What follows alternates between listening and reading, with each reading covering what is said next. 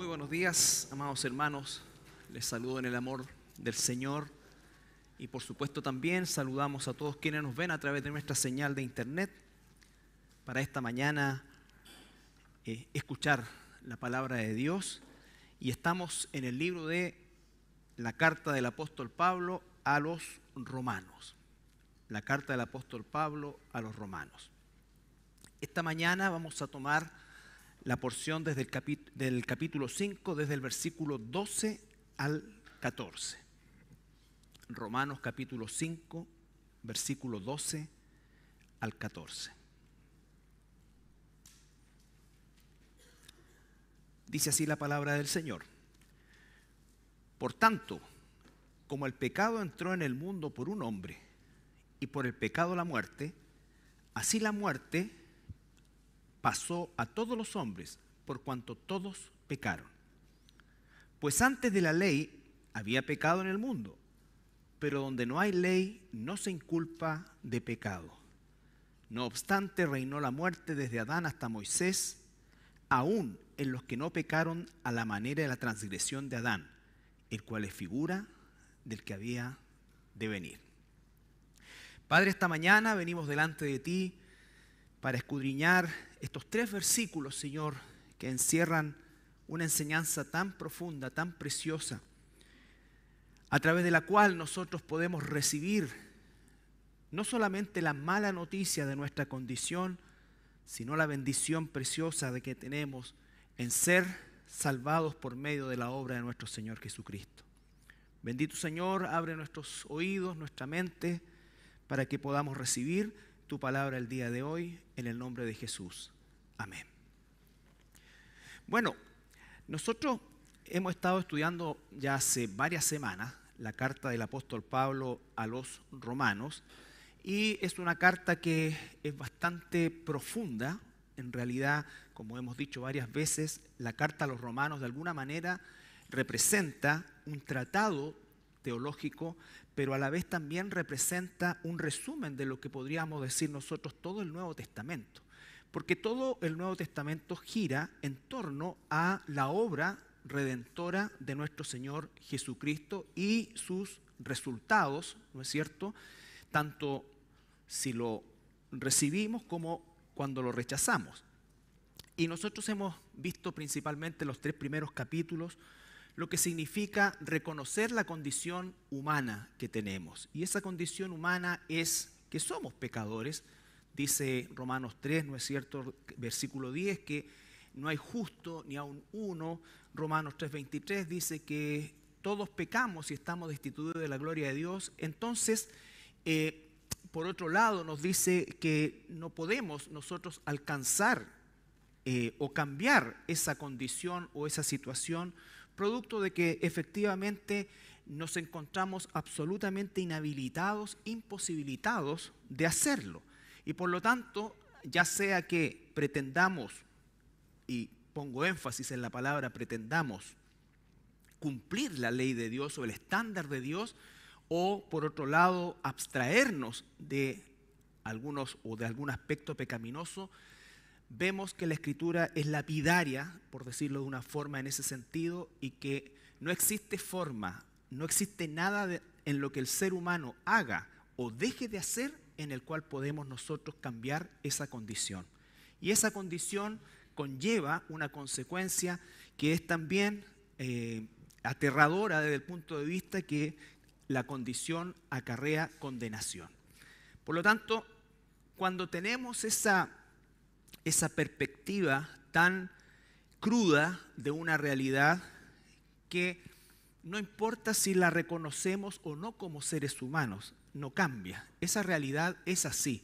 Lo que digamos las personas, la opinión que tengamos, la posición que tengamos ante esta verdad de Dios, no cambia en absoluto la verdad.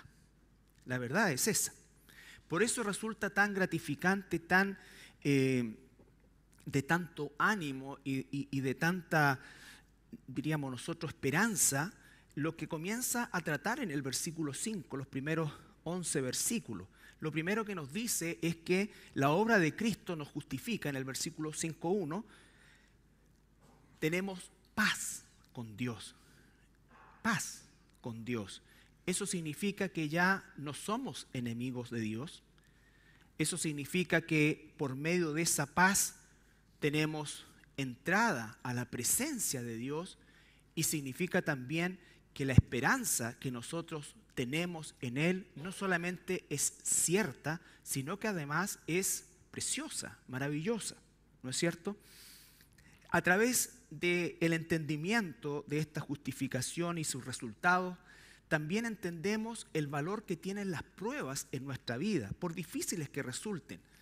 Tienen una función y un valor, en primer lugar, formativo del carácter. Porque el propósito de Dios en medio de este tránsito terrenal que tenemos nosotros, ¿no es cierto? Lo que Él se ha propuesto es, por sobre todas las cosas, moldear el carácter de su Hijo en nosotros. Vale decir que nosotros podamos, de alguna manera, representar la obra de Jesucristo en nuestros actos y en nuestras acciones. Y para eso no nos deja desamparados, sino que Dios mismo, la persona del Espíritu Santo, viene a nosotros y es quien no solamente nos transforma, no solamente nos enseña y nos hace entender espiritualmente su palabra, sino que además de eso nos certifica permanentemente que somos hijos de Dios. No por mérito alguno, sino por causa de su obra. Y esa obra es única y exclusivamente basada en la gracia de Dios. Ni por un momento aquellos que hemos sido bendecidos con esa gracia podríamos sentirnos mejores personas que aquellos que no han sido bendecidos con esa gracia. Lo que significa es, hermano, que no hay un mérito en nosotros. No hay un mérito en nosotros, y eso es otro factor que al ser humano le incomoda, le molesta, ¿no es cierto? Porque efectivamente siempre ha sido así, pero quizás si a partir del siglo XXI esto se ha acentuado de una forma exponencial, en que el orgullo humano representa prácticamente la carta de presentación de todos nosotros como seres humanos. Las capacidades que tenemos, las posibilidades que tenemos, y obviamente en ese contexto la figura de una condición como esta resulta no solamente desagradable, sino que abiertamente es un rechazo a esa condición.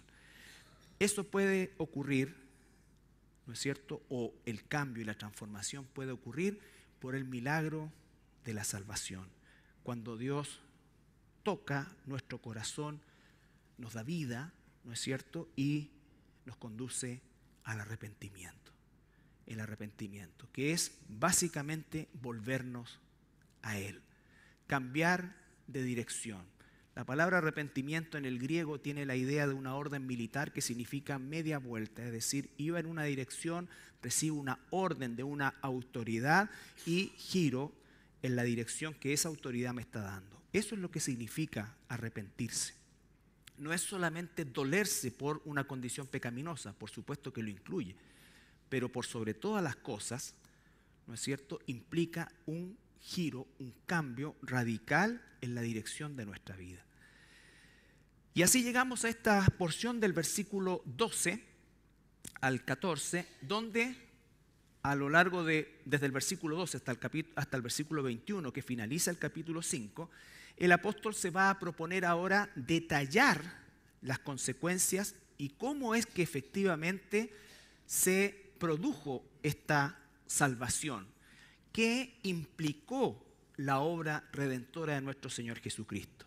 Y lo primero que va a decir en el versículo 12 es, por tanto, es decir, por causa de, o en conclusión, mejor dicho, como el pecado entró en el mundo, no solamente al planeta, entró al planeta, sino que entró a la forma de vida del ser humano, y por el pecado, la muerte. Así la muerte pasó a todos los hombres por cuanto todos pecaron. Esa es la primera observación que hacemos, es que el pecado entró.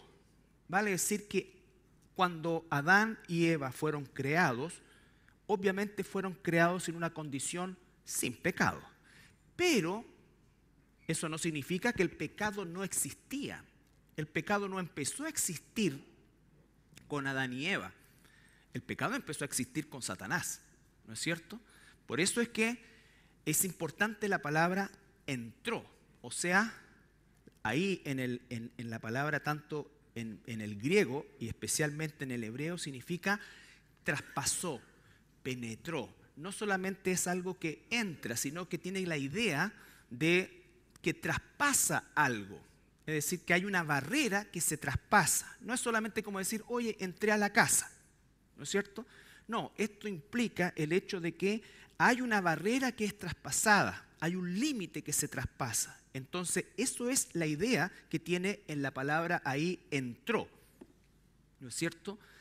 Y esa entrada fue, ¿no es cierto?, la causa de la muerte.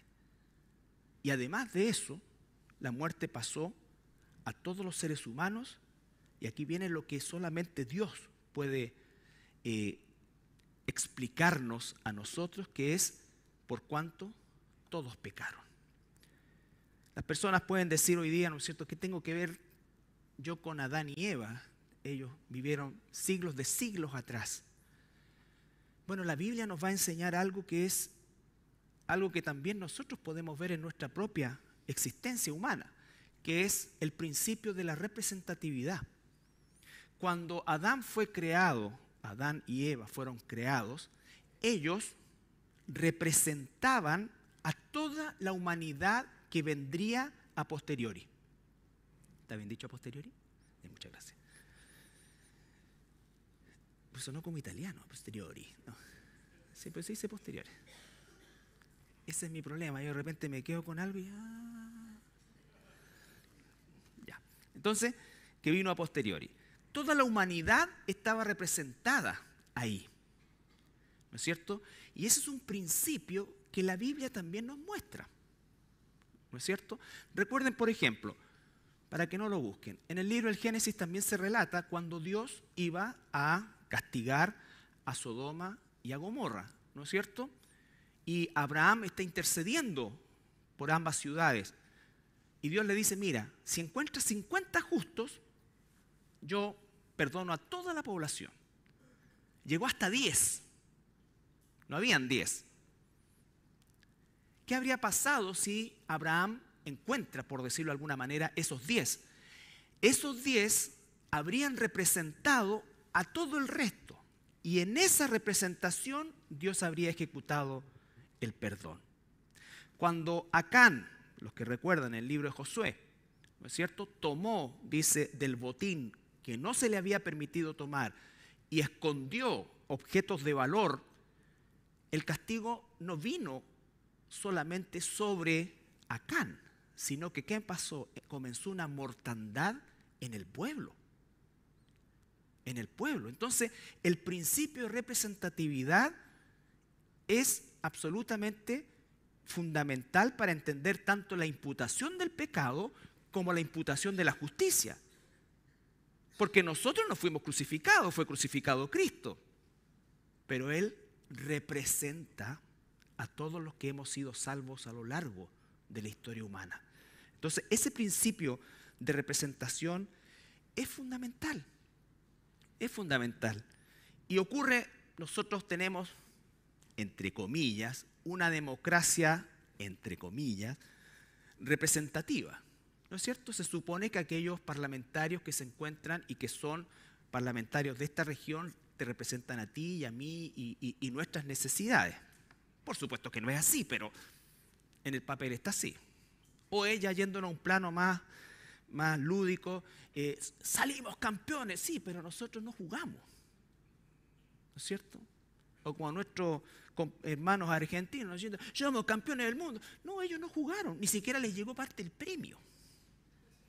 Y a nosotros tampoco. Entonces, pero nos vemos representados en esos 11 o 22, el plantel completo, de quienes se ponen una camiseta que dice Chile o el país que sea, ¿no es cierto? Entonces, la representatividad se encuentra a lo largo de toda la historia humana y Adán es quien comienza este principio de representatividad. Por eso es que dice, por cuanto todos pecaron. Todos pecamos porque nuestro representante pecó y nos traspasó la consecuencia de ese pecado. Y la consecuencia de ese pecado se llama muerte, muerte, ¿no es cierto?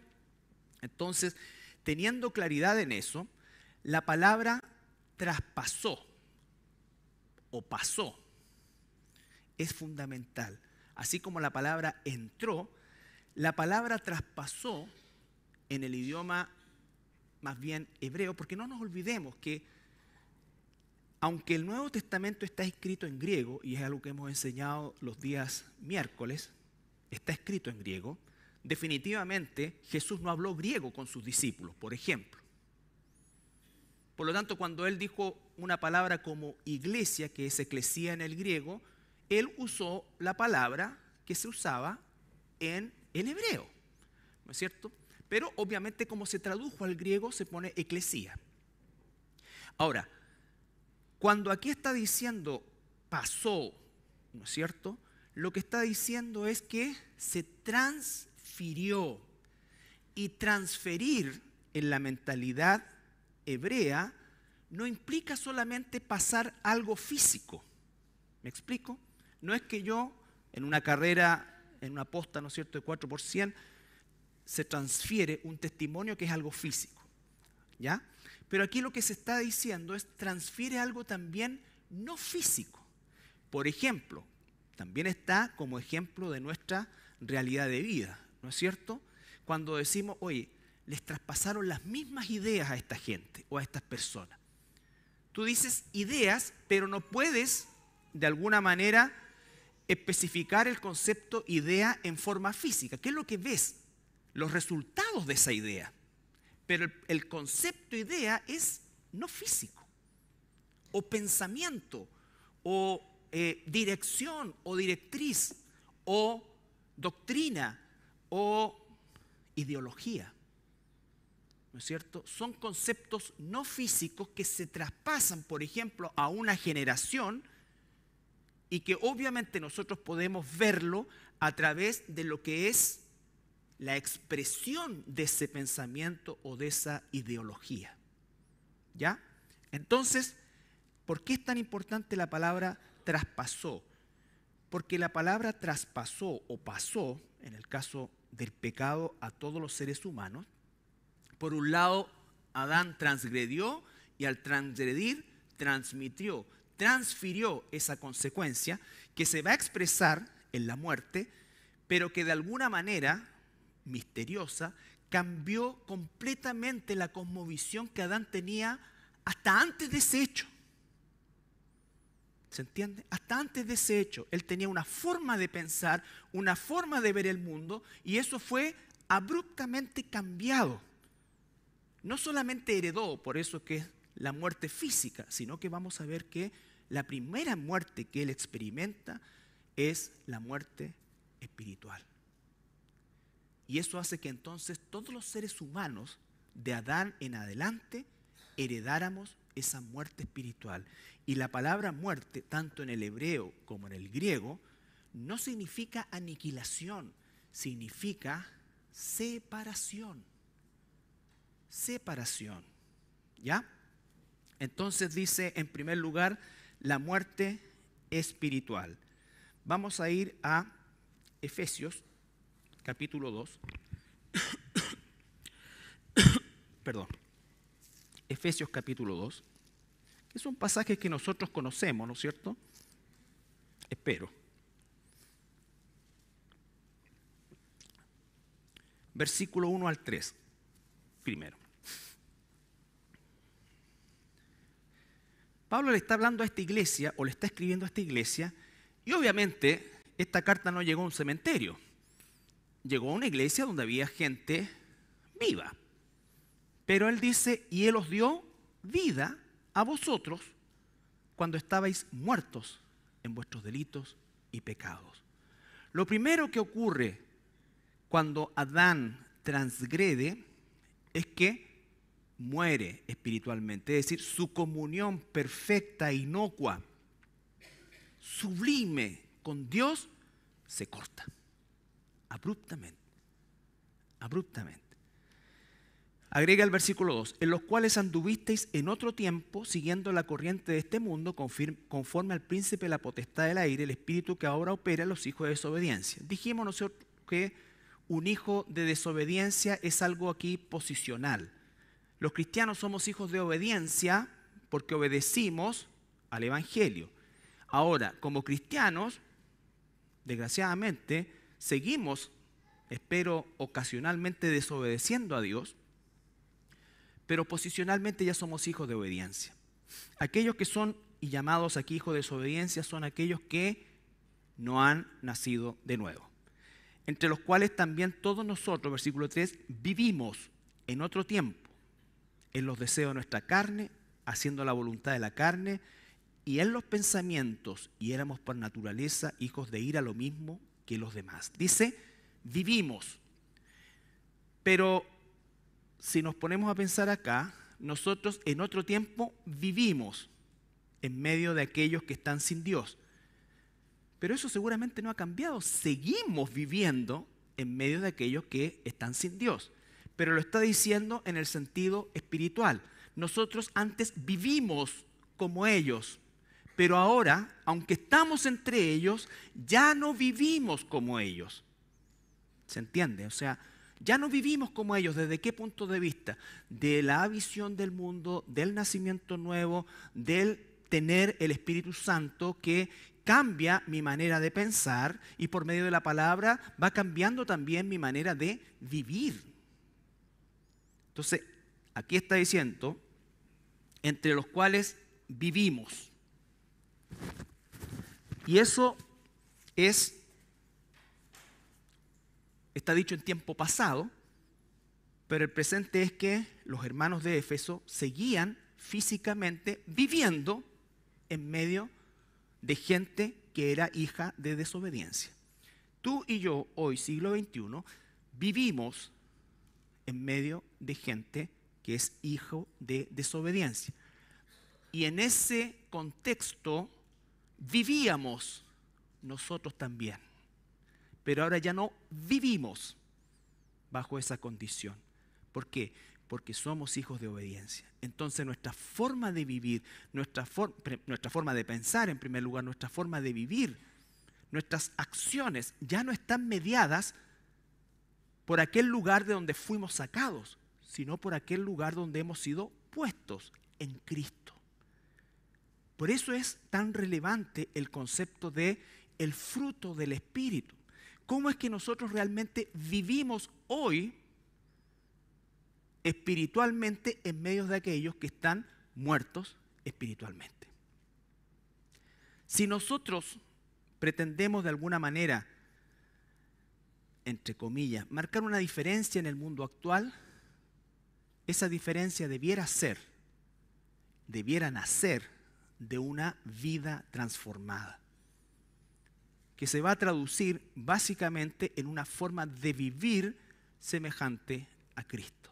En la actividad que tengamos, profesional, deportiva, familiar, vecinal, lo que sea, el Hijo de Dios se tiene que identificar por la forma en cómo vive, aunque trabaja en lo mismo que sus colegas o sus compañeros, su forma de vida es distinta.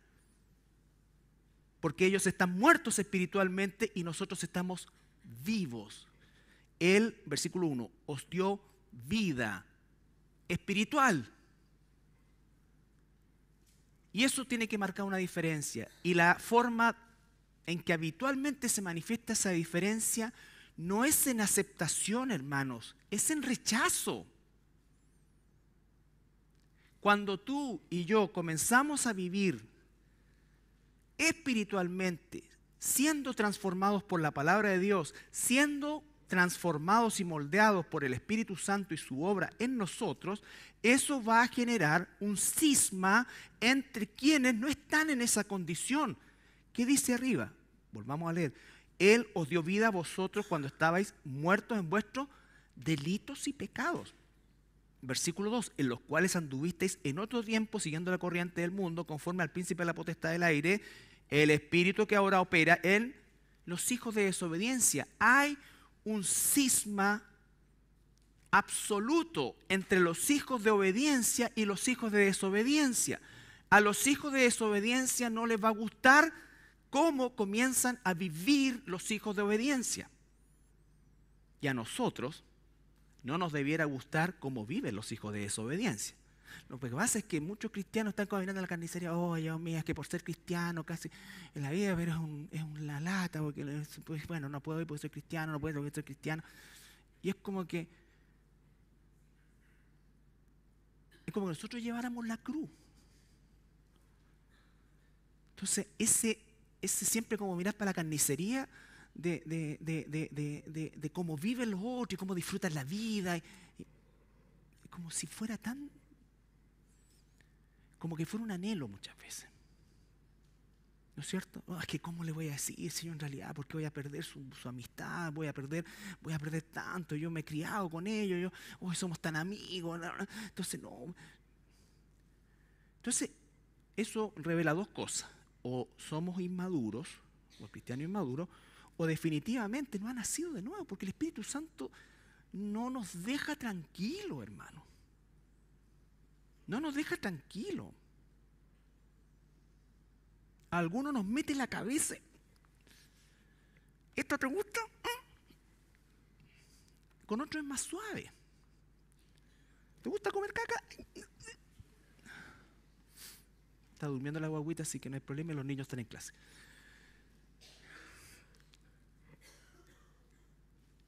¿Cómo te tienes que dar cuenta que la forma de vida que tenés al mundo no solamente es contra Dios, sino que es la peor forma de vivir? La peor forma de vivir. Entonces, nosotros antes estábamos en esa condición. Versículo 3 para cambiar. Entre los cuales también todos nosotros vivimos en otro tiempo, en los deseos de nuestra carne, haciendo la voluntad de la carne y los pensamientos, y éramos por naturaleza hijos de ira, lo mismo que los demás. Versículo 4. Pero, esos benditos pero Dios, que es rico en qué? En misericordia, por su gran amor con que nos amó, aún estando nosotros muertos en pecados, nos dio vida juntamente con Cristo, vida espiritual. Por gracia soy salvo. Y juntamente con Él nos resucitó, y vienen todas las bendiciones de ese cambio posicional. Entonces, la primera muerte que experimentó Adán y que por lo tanto nos traspasó a todos los seres humanos es la muerte espiritual. Hay un deseo de Dios en el ser humano, y eso es propio de la condición de ser humano, porque fuimos hechos a imagen de Dios, a semejanza de Dios. Eso significa que nuestra fuente de vida es Dios. Pero al estar caídos y al ser hijos de desobediencia, al estar muertos espiritualmente, vamos a suplir esa necesidad o ese anhelo, ese deseo con cualquier cosa, con idolatría, con esoterismo, con lo que sea, con el culto a uno mismo. Pero de alguna manera el ser humano va a buscar, ¿no es cierto?, satisfacer eso. Y cuando se le presenta el Evangelio hay un rechazo, a no ser que Dios le conceda ese arrepentimiento. ¿No es cierto? Entonces, no estábamos enfermos, estábamos muertos. Estábamos muertos, no estábamos heridos, estábamos muertos.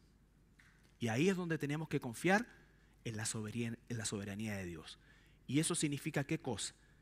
Que obedecemos lo que Dios dice. Ir por todo el mundo y hacer discípulos, predicar el Evangelio a toda criatura. Esa es nuestra parte. Porque nosotros no somos los que salvamos, nosotros solamente comunicamos. Y debemos ser fiel a esa comunicación. Y Dios es soberano. Son sus ovejas. Él las conoce, no yo. Son suyas. A mí me mandó a hacer un llamado general de toda criatura, de todo lugar. Pero Él es quien va a llamar a quienes conoce. Y eso es su soberanía. Su soberanía. Y no empecemos como, ay, pero bueno, entonces si Dios ya sabe. Qué tontera. En vez de estar agradecido hasta los tuétanos de ser salvo, después que entiendes que no hay mérito, que ninguna cuestión, que estábamos muertos, todo esto. Entonces uno diría, Señor, ¿qué quieres que haga? Mira, anda y dile a todo el mundo, ya, no importa, listo. Obedezco.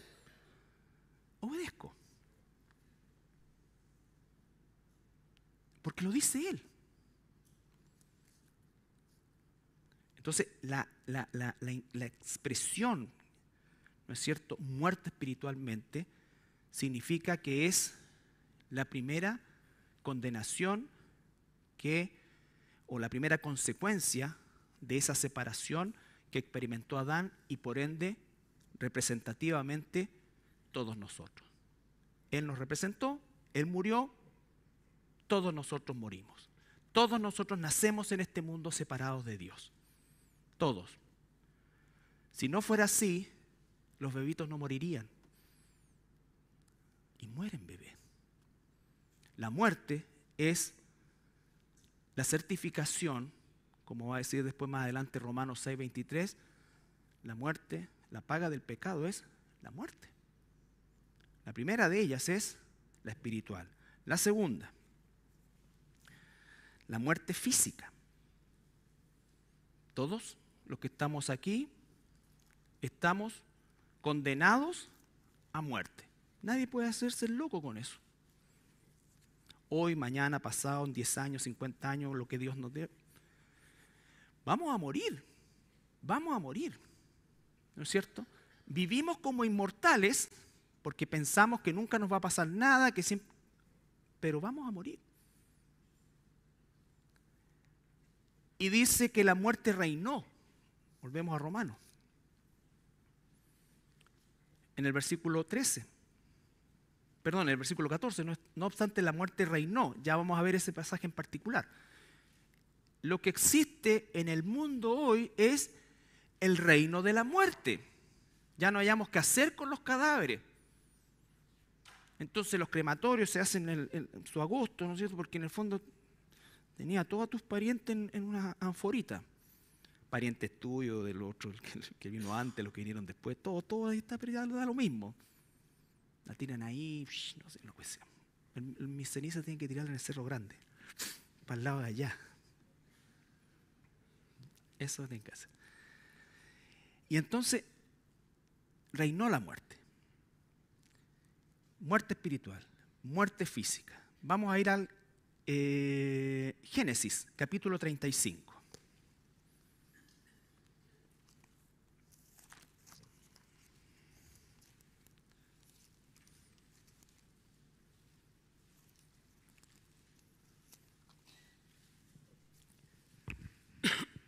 Aquí va a relatar la muerte de Raquel. ¿Quién era Raquel?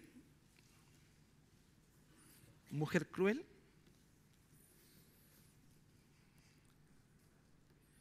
¿Quién era Raquel? ¿La esposa de? Eso, de Jacob. Entonces, versículo 16 al 18. Después partieron de Betel y había aún como media legua de tierra para llegar a Efrata, cuando dio a luz Raquel y hubo trabajo en su parto. Y aconteció como había trabajo en su parto, que le dijo la partera, no temas, que también tendrás este hijo. Y aconteció que al salírsele el alma, pues murió, llamó su nombre Benoni, mas su padre lo llamó Benjamín. O sea, ¿qué número de hijos era para Jacob Benjamín? 12, ¿no es cierto? Entonces, Raquel muere al dar a luz a Benjamín. Pero ¿qué es lo que dice ahí el versículo 18? Aconteció que al salírsele el alma, pues ella murió. También a veces encontramos el espíritu del hombre. No es que sea el Espíritu Santo, porque el ser humano, o en la Biblia, sobre todo en el Antiguo Testamento, existe este concepto de nefesh, que es la palabra alma, que también a veces se traduce como espíritu, pero no es el Espíritu Santo, es el espíritu del hombre. ¿Ya? Que se refiere a todo lo no físico que tenemos los seres humanos. Todo lo no físico, que incluso han pesado el alma y todas estas cuestiones, han visto esos experimentos donde cuando la persona fallece, entonces justo pone un ETA y pesa tanto.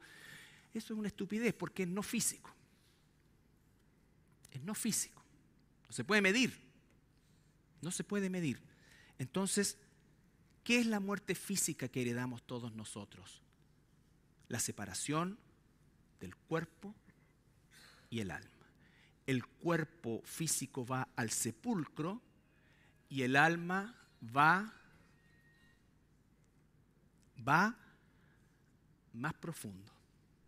El alma está viva, no muere. Por eso dice, el alma que pecare morirá. Cuando Dios sopla vida en Adán, dice, fue un alma viviente. Adán no tenía el Espíritu Santo, tenía una relación directa con Dios. El Espíritu Santo vino a partir del pecado de Adán a nosotros. Entonces dice, le salió el alma. Existe una muerte física, ¿no es cierto? Y si nosotros comenzamos a leer el libro de Génesis, ¿no es cierto? Y empezamos a ver, y Adán vivió 936 años y murió, ¿no es cierto? El otro 800 y tantos años y murió. Murió joven, ese 800 y tantos años. Entonces, y todo, y murió, y murió, y murió.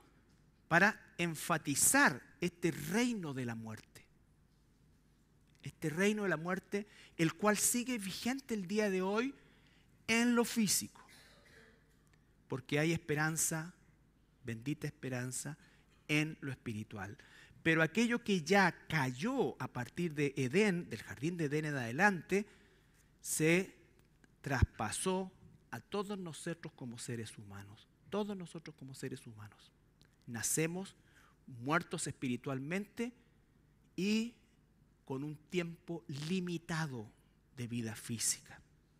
Limitado de vida física. Que, por supuesto, tampoco sabemos cuánto es. Pero nacemos para morir, ¿no es cierto? Y estamos en una condición de muertos espirituales acercándonos a nuestra muerte física. Hebreos 9:27.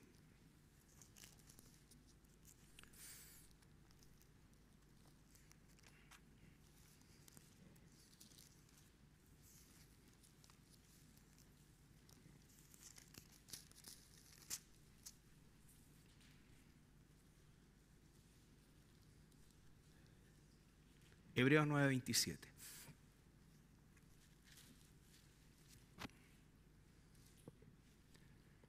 Y de la manera que está establecido. No importa lo que pensemos, lo que la gente piense, lo que... Tengamos misericordia, hermanos, pero nunca aceptemos la mentira. ¿No es cierto? No, mira, en realidad yo creo en la reencarnación, o yo esto, yo acá, yo aquí. No, o no, yo creo que con la muerte se acaba todo. No, con la muerte empieza todo. Empieza todo porque empieza la eternidad. Y de la manera que está establecido para los hombres, seres humanos, que mueran una sola vez. Ahí está hablando de lo físico, ¿no es cierto? Y después de esto, el juicio. Después de esto, el juicio. Entonces hay una sola forma de librarse del juicio. Y es recibir la imputación de la justicia de Dios. Recuerda que la semana pasada veíamos que Cristo, aun cuando éramos pecadores, murió por nosotros. Y Él resucitó, está sentado a la diestra del Padre y sigue intercediendo por nosotros. Cada vez que un hijo de Dios, alguien que ha nacido de nuevo, comete pecado y se arrepiente, ¿no es cierto? Es Jesucristo quien intercede por nosotros. Pero si una persona no ha nacido de nuevo y no tiene esa intercesión, va a morir con todos sus pecados y tendrá que responder por cada uno de ellos. Es tan terrible que dice, de cada palabra necia que hayas dicho, tendrás que responder. Entonces, yo no sé si uno puede realmente entender o llegar a dimensionar lo que esto significa. Pero el pecado de Adán tuvo consecuencias cósmicas. Adán desordenó todo.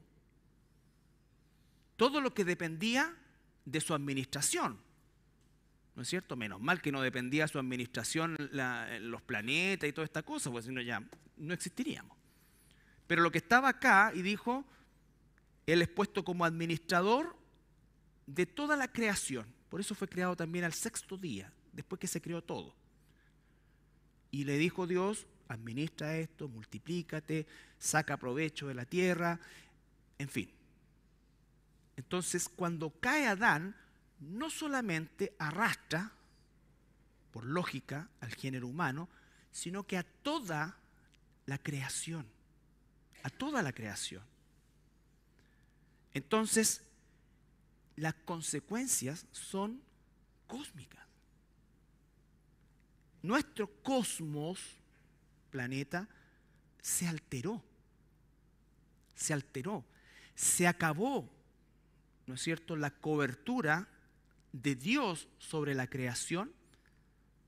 Y esa creación, como dice el libro de Romanos, fue también sujeta a el pecado de Adán. Por eso dice que la creación gime, esperando qué cosa, que los hijos de Dios seamos redimidos para que exista qué cosa. Una, el periodo del milenio, que es la restauración de todo el planeta. Esa foto que sale en tipo, esos dibujos re bonitos que me encantaban a mí, cuando uno tenía las atalayas de los testigos de Jehová, ¿no es cierto? Que eso es veneno, pero los dibujos eran bonitos. Y siempre salía el negrito, el rubio, todo, y un león abajo de la mesa. Y, oh, decía yo, qué maravilla, imagínate tener un león. Y no te van a morder y no te van a comer. Todos van a comer como era al principio, pastito. Eso es lo que está esperando también la creación. Y gime. Y por eso dice la misma Biblia que uno no debe ser cruel con los animales. Aun cuando Dios le dio a Noé, en Génesis 9, le dijo, ahora de todo lo que se mueve, tú puedes comer carne. ¿Y qué puso en los animales? ¿Se acuerdan de ese pasaje? Puso temor de nosotros. Los animales ahora nos tienen miedo. Miedo. Porque es la única manera de defenderse. Imagínate que conservaran la mansedumbre del jardín del Edén. No quedaría ni uno. Entonces, todo, como dice la canción, todo se derrumbó. Y se derrumbó, pum. Todo se fue al hoyo. Todo se fue al hoyo. Entonces, vivimos en un mundo espiritualmente muerto. El reino de la muerte está vigente. El príncipe de la potestad del aire sigue reinando y gobernando sobre los hijos de desobediencia. Por lo tanto, nosotros estamos en un ambiente hostil. Hostil. Por eso dice Cristo, si tú te haces amigo del mundo, y no es que no tengas amigos, porque nosotros tenemos que estar con la gente para que la gente pueda ver a Cristo a través de nosotros. Esa es la idea, ¿no es cierto? Dijo, los dejo en el mundo, no los saco. Son míos, pero se van a quedar acá, porque a través de ellos voy a seguir llamando al resto de mis ovejas. Pero no se hagan amigos del mundo. No se hagan amigos del sistema de pensamiento, no se hagan amigos de la forma filosófica que tiene el mundo, porque el mundo está caído, condenado, y está bajo el príncipe de la potestad del aire que alienta a los hijos de desobediencia. Ya no tiene potestad sobre nosotros, tiene influencia sobre nosotros, pero ahora nosotros tenemos el poder de Dios para resistirle. ¿Ya? La tercera muerte que nos heredó Adancito es la muerte eterna. ¿Ya? La muerte eterna. Es decir, la separación eterna de Dios. Si alguien muere sin Cristo, muere sin justificación, muere sin sus pecados cubiertos, entonces pagará sus pecados eternamente. él o ella tendrá que pagar eternamente sus pecados. Y la eternidad, porque muchos encuentran injusto que, oye, si esta persona vivió ya 100 años, o sea, por último serían 100 años de castigo. ¿Pero por qué es eterno? Porque el castigo no está en proporción al tiempo de vida de nosotros, sino que está en proporción a la persona a la que ofendió Adán. Adán no ofendió a un ángel, Adán ofendió a Dios. Y por lo tanto, como la justificación es eterna, si no hay justificación, el castigo también es eterno, porque tiene que ver con la dignidad, con la posición de quien se ha ofendido. ¿No es cierto? Por eso es que el homicidio en lo humano, ¿no es cierto?, tiene una tipificación mayor que el homicidio o la muerte de un animal. ¿Ya? ¿Por qué? Porque aún en la legislación humana, caída y todo, se reconoce que el ser humano tiene otra connotación. Otra connotación. Y si ofendimos a la sociedad, ¿no es cierto?, y perjudicamos a la sociedad, y puede alguien incluso por los crímenes más horribles recibir cadena perpetua o en algunos estados de Estados Unidos la inyección letal, ¿no es cierto? ¿Cuánto significa haber pecado contra Dios y haber heredado esa condición? Separados de Dios. Separados de Dios. Entonces, la muerte eterna es el final condenatorio para aquellos que han muerto y que morirán, desgraciadamente, sin salvación. Por eso es que el pecado más grande que comete un ser humano no es algo que haya hecho, por terrible que sea. El pecado más terrible es rechazar la justicia de Jesús. Aún ese criminal en la cruz, al lado de Jesús,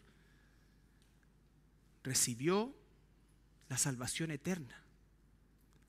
A pesar que sus actos ocasionaron que muriera de esa manera espantosa, pero él salvó su alma.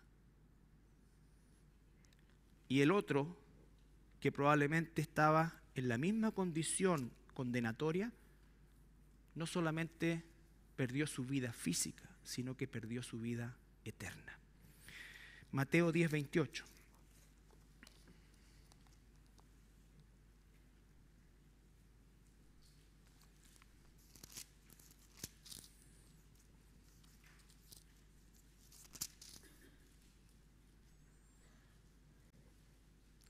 Está hablando Jesús.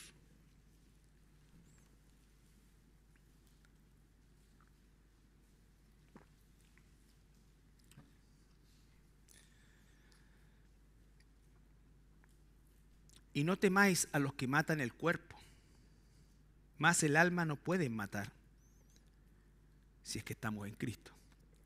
Temed más bien a aquel que puede destruir el alma y el cuerpo en el infierno. Muchos creen que ese es el diablo o Satanás. El diablo o Satanás. No, es Dios. La salvación no consiste en salvarnos de la mano de Satanás, consiste en salvarnos de la mano de Dios, del juicio de Dios sobre quienes mueren sin salvación. El que puede destruir el alma y el cuerpo en el infierno eterno es Dios, no es Satanás. De hecho, Satanás va a estar ahí.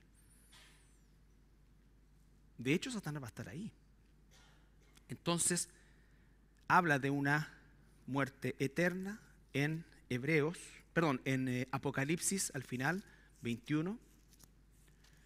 Y este es el juicio final después del milenio, después de todo el proceso, y durante todo ese tiempo, todas estas almas están, como se diría hoy en día, en una prisión preventiva, hasta que se van a presentar delante del trono blanco, van a ser leídos sus libros, por eso dice que se abren sus libros. Eso es el libro de la vida de todos aquellos que murieron sin Cristo, y se leen sus sentencias conforme a lo que está escrito en su vida.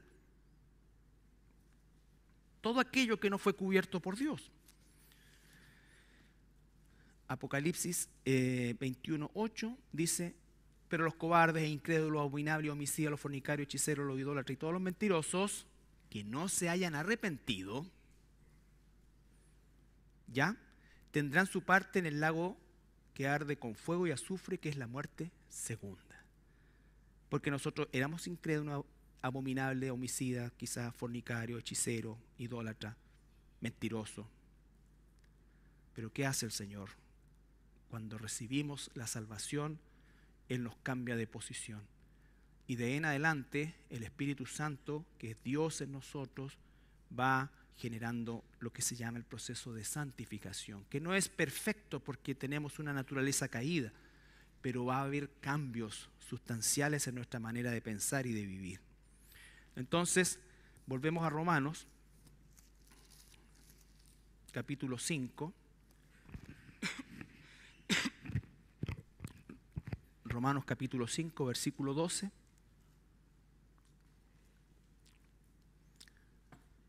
Para entender de una mejor manera, cuando dice: por tanto, como el pecado entró en el mundo por un hombre, y por el pecado la muerte, así la muerte pasó a todos los hombres por cuanto todos pecaron. Él era nuestro representante, heredamos su pecado, ¿no es cierto? Y la muerte tiene esas tres facetas, de la cual, si estamos vivos, y si no has recibido tú al Señor Jesucristo, si no te has arrepentido delante de Dios, tienes todavía oportunidad. Buscad a Dios mientras pueda ser hallado, dice la palabra. Versículo 13. Pues antes de la ley, y aquí se está refiriendo a la ley de Moisés, ¿ya? Entre Adán y Moisés aproximadamente hay 2500 años, vale decir aproximadamente 20 siglos, ¿ya?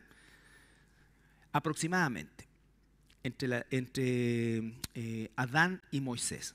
Pues antes de la ley deja claro que había pecado, claro que sí, porque la gente no solamente moría, sino que en un momento determinado Dios dice en Génesis 6, recuerdan, que se multiplicó de tal manera la maldad a medida que el ser humano se multiplicaba, que la consecuencia de eso fue el diluvio, ¿no es cierto? Y la gracia de Dios rescató a 8 personas, la familia de Noé. Pero no había ley, pero había pecado en el mundo. Pero donde no hay ley, no se inculpa de pecado. Muchos piensan que eso los hacía inocentes. Claro que no. Lo que está diciendo ahí es que eran esa generación tan pecadora como nosotros, y quizás más, porque tenían más años de vida, ¿ya? Pero lo que está diciendo ahí es que no se le podía imputar un pecado en particular. ¿Por qué? Porque no estaba escrita la ley todavía. Pero igual eran condenados porque eran pecadores. ¿Ya? ¿Se entiende eso? Es como lo que se puede decir hoy día un vacío legal. Aquí tenemos abogados, ¿no es cierto? El pecado no estaba tipificado, por decirlo de alguna manera. Por eso dice que la ley me enseñó a qué cosa. A que robar es pecado. Aunque yo sabía de antemano que robar era pecado. Mi conciencia, aquello que Dios puso en mí, ¿no es cierto?, inmediatamente dice que eso no está correcto. Entonces, significa que durante ese periodo no había un estándar específico que Dios diera a la humanidad, y de hecho tuvo que hacerlo, o lo hizo, mejor dicho, ¿para qué cosa? Para demostrarnos que somos pecadores.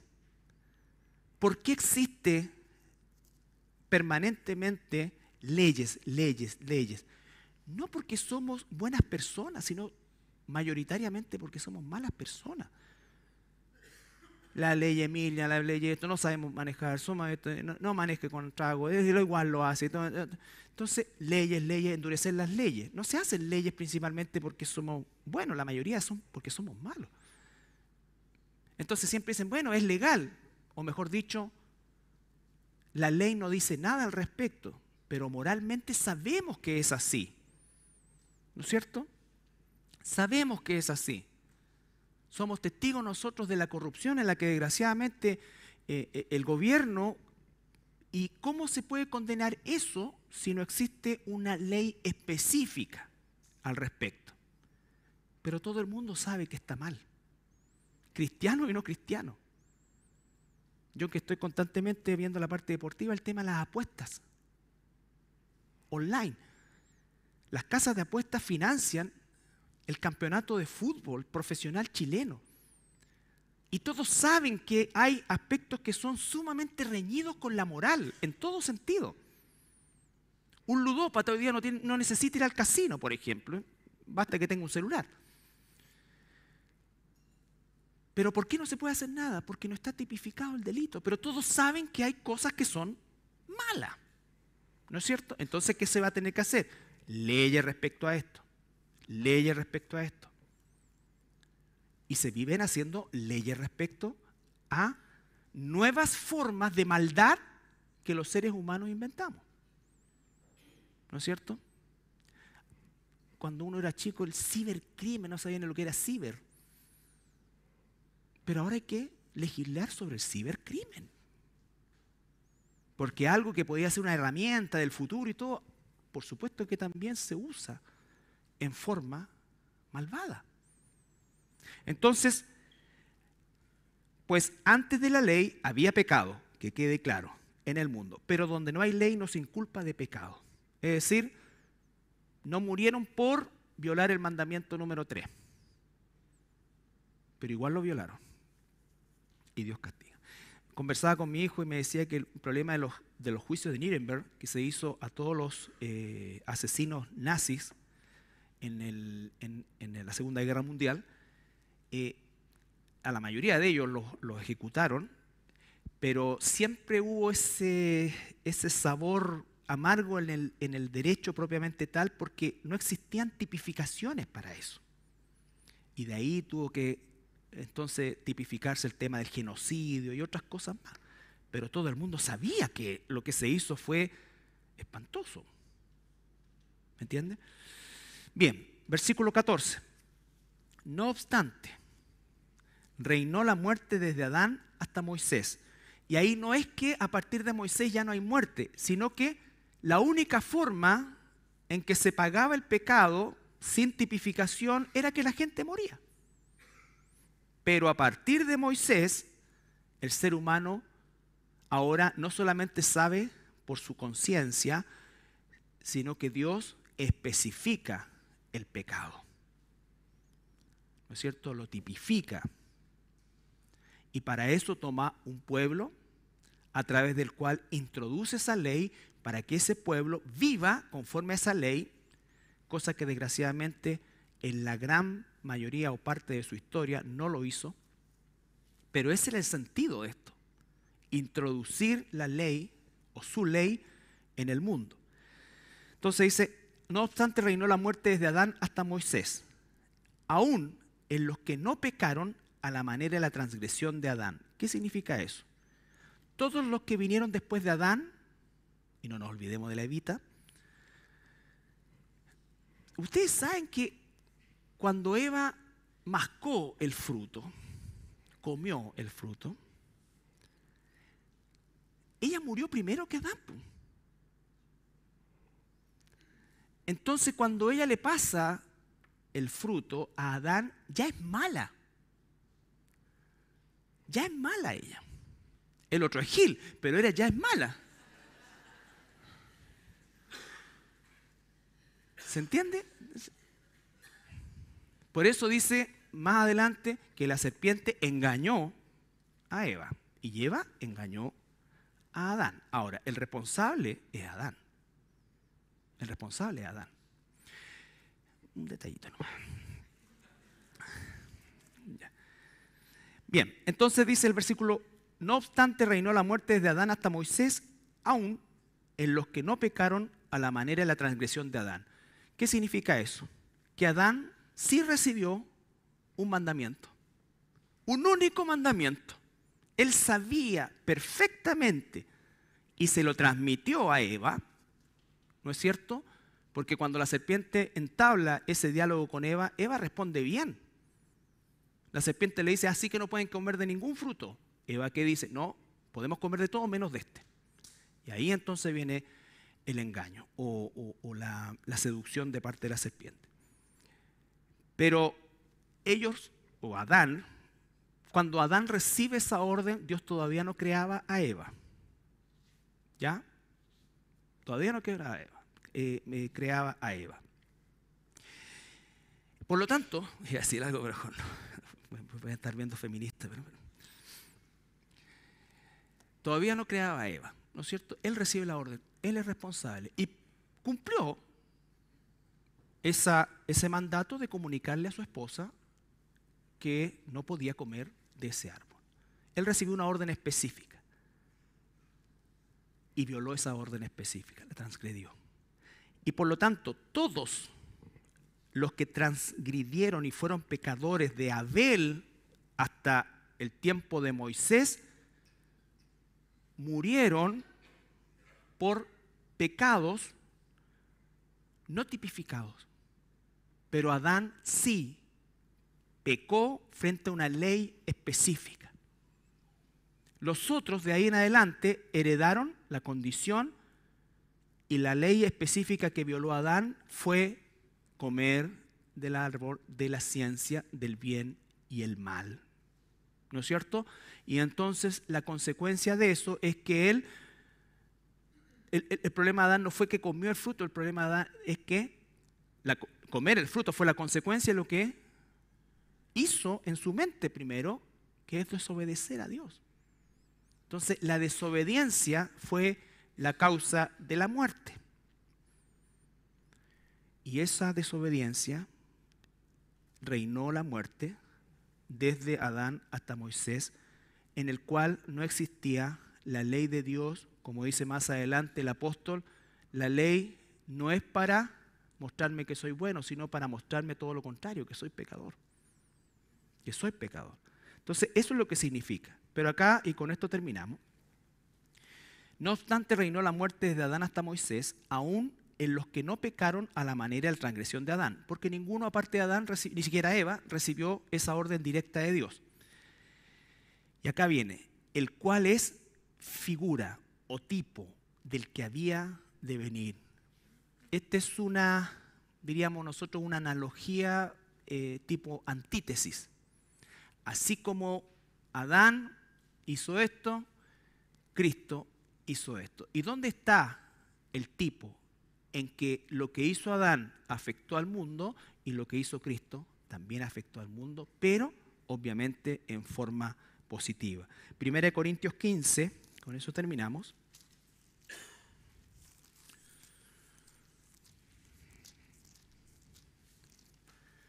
1 Corintios 15, 19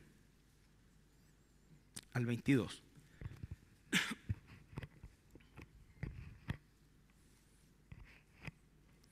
Bueno, todo el capítulo 15, ustedes saben, habla el apóstol sobre la resurrección de los muertos. Entonces llega el versículo 19 y dice, si en esta vida, refiriéndose a la vida física, solamente esperamos en Cristo, vale decir, sin una esperanza posterior, eterna, somos los más dignos de conmiseración de todos los hombres. O sea, dice, somos dignos de lástima porque ¿qué caso tiene vivir una vida de santidad si es solamente por este tiempo? Por este tiempo, ¿ya? Más ahora Cristo ha resucitado de los muertos, primicia de los que durmieron es hecho. Porque por cuanto la muerte entró por un hombre, también por un hombre la resurrección de los muertos. Porque así como en Adán todos mueren, también en Cristo todos serán vivificados. Esa es la maravilla de esto, ese es el tipo, esa es la comparación que hace. Lo que hizo Adán afectó de manera monstruosa la existencia no solo del ser humano, sino que de la creación completa. Pero dice, porque si así en Adán todos mueren, también en Cristo todos serán vivificados. Y a partir de la próxima semana, los versículos que vendrán después tienen que ver justamente con esa obra de redención. Esto hizo Adán y estas son las consecuencias, pero esto hizo Cristo y estos son los resultados. Amén. Nos ponemos de pie para orar. Padre Celestial, te damos gracias en esta tarde ya por tu palabra, porque de alguna manera podemos entender de mejor manera los alcances que tuvo el pecado de Adán y los alcances que tuvo tu obra de obediencia, Señor, y de muerte en la cruz. Porque no solamente, Señor, viviste una vida de obediencia, no solamente experimentaste la muerte, sino que también, Señor, resucitaste. Y esa resurrección es la que vence la muerte. Ya no estamos bajo condenación. Dice tu palabra que los que estamos en Cristo ya no estamos bajo condenación, Señor. No ha sido por nuestros méritos. Y por lo mismo te pido que tengamos siempre una mente, un corazón de gratitud a ti, independiente de las situaciones difíciles que nos toque vivir, Señor. Algunos más que otras, Padre. Pero nada de eso tiene comparación, como dice el apóstol Pablo, con la gloria venidera. Y estamos, Señor, camino a esa gloria venidera. Un día, Señor, nosotros estaremos nunca más en relación con el pecado. Nuestros cuerpos serán transformados, nuestros cuerpos serán glorificados. Padre, quién sabe, no, nadie puede pensar siquiera cómo será eso. Pero es hacia allá donde vamos, Señor.